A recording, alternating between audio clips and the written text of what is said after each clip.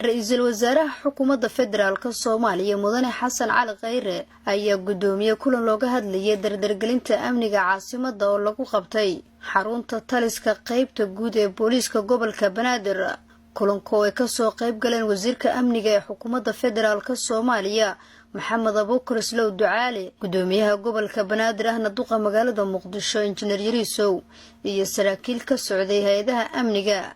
iyo khubaro xagga amniga ah.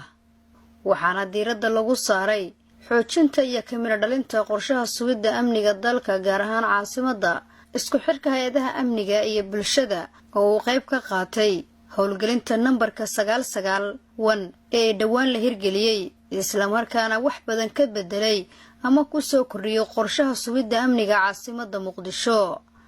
Ra'iisul Wasaaraha Xukuumadda Federaalka Soomaaliya Mudane Xasan Cali Khayre ayaa warbixin iyo talooyin ka dhageystay khubradii loo xil saaray aruurinta xogaha amniga ee ay soo gudbiyaan laamaha amniga, waxa uuna ku ammaanay hay'adaha amniga dadaalka ballaaran ee ugu jiraan badbaadinta nafta iyo hantida muwaadinka Soomaaliyeed. Hay'adaha amniga ayuu Ra'iisul Wasaare Khayre kula dardaarmay inay laba jibaaraan dadaalada ku aadan xasilinta caasimadda si ummadda Soomaaliyeed ay u helaan nabad buuxda.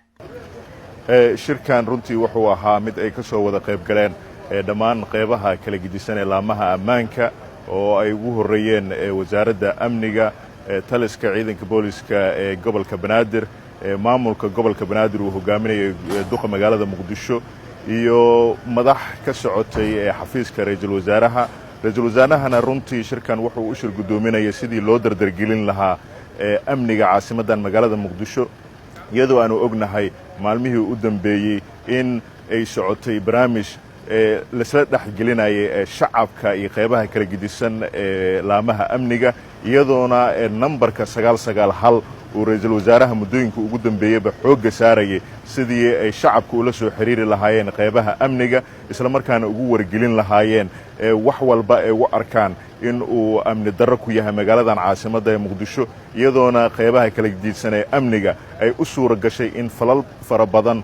oo amniga liddi ku ah ay ka hortagaan iyagoo shacabka kaashanaya. runtii shirkanna wuxuu ahaa mid lagu sii dardargelinayay qaybahaasi kala gidisan, ra'iisul wasaarahana uu u gol lahaa sidii laamaha amniga, maamulka gobolka Banaadir iyo shacabkaba ay wada shaqeyn dhab ah oo buuxda ay u wada yeelan lahaayeen. Nasr Basheer Cali, warbaahinta qaranka magaalada Muqdisho.